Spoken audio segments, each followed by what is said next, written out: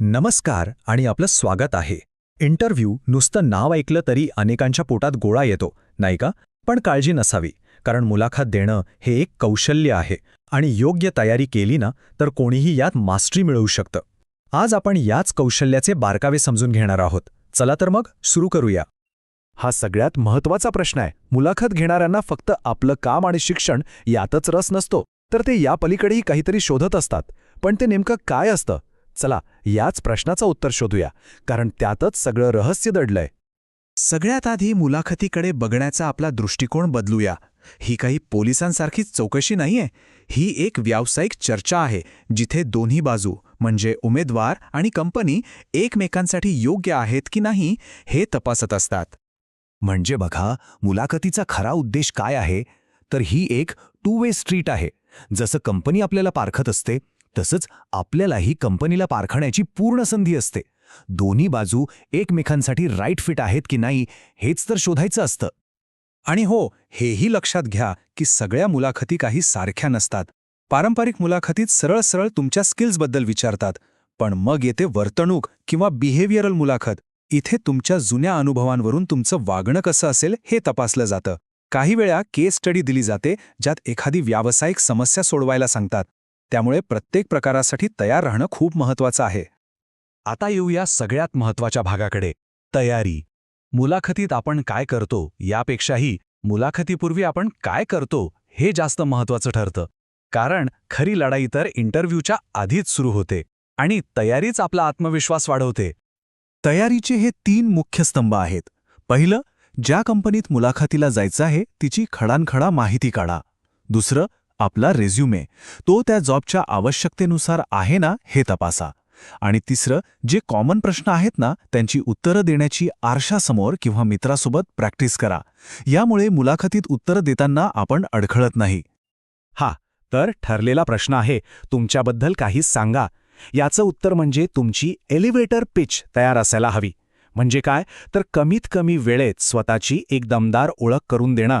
आपल्या व्यावसायिक प्रवासाची एक छोटी पण आकर्षक गोष्ट तयार ठेवा, जी थेट त्या नोकरीशी जोडलेली असेल. आणखी एक हमखास विचारला जाणारा प्रश्न. आपली बलस्थानं किंवा स्ट्रेंथ्स सांगणं सोपं असतं, पण कमतरता किंवा वीकनेस इथेच खरी कसोटी लागते.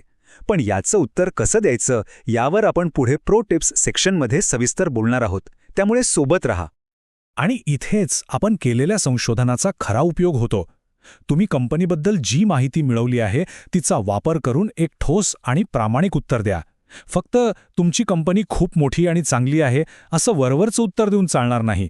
काहीतरी विशिष्ट सांगावं लागेल जे दाखवेल की तुम्ही खरंच अभ्यास केला आहे. ही एक सोपी पण खूप कामाची टीप आहे.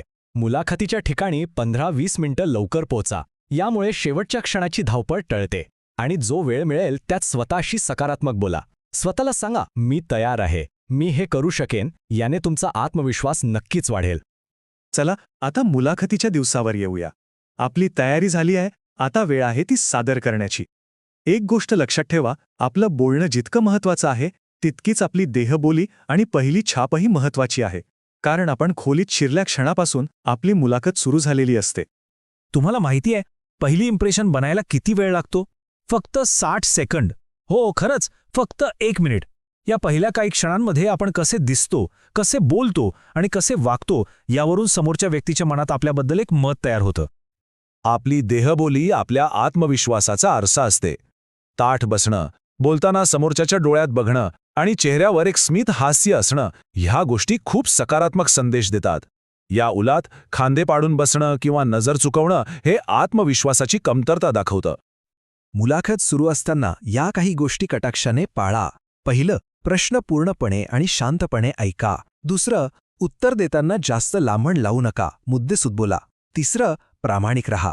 आणि हो, मुलाखतीच्या शेवटी त्यांच्या वेळेबद्दल आभार मानायला विसरू नका. बरं, आत्तापर्यंत आपण बेसिक गोष्टी पाहिल्या. आता थोडं ॲडव्हान्स लेवलवर जाऊया. काही अवघड प्रश्नांना सामोरं कसं जायचं ते बघू.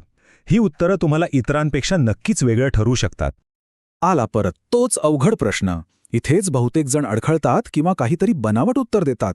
पण घाबरू नका, ह्या प्रश्नाचं उत्तर देण्याची एक खास पद्धत आहे, ज्यामुळे तुमची कमतरता सुद्धा सकारात्मक वाटू शकते. फरक पाहिलात का?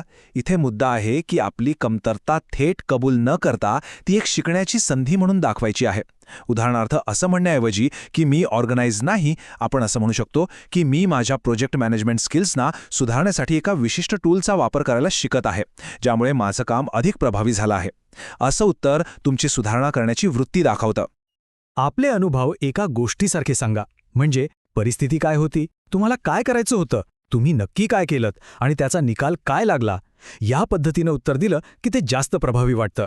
यातून तुमची लवचिकता, नेतृत्वगुण किंवा जबाबदारीची भावना स्पष्टपणे दिसून येते. तर या सगळ्या चर्चेतून आपण काय शिकलो? या सगळ्याचा सार काय आहे? तर सगळ्यात मोठा बदल आपल्या विचारांमध्ये, आपल्या दृष्टिकोनात व्हायला हवा. आणि हाच तो महत्वाचा विचार आहे. मुलाखत म्हणजे फक्त नोकरी मिळवणं नाही, तर आपल्यासाठी योग्य जागा शोधणं आहे. त्यामुळे आपणही प्रश्न विचारा, कंपनीला जाणून घ्या आणि स्वतःला विचारा की मला खरंच इथे काम करायचं आहे का? जेव्हा आपण या दृष्टिकोनातून मुलाखतीला सामोरे जातो, तेव्हा आपला आत्मविश्वास आपोआप वाढतो.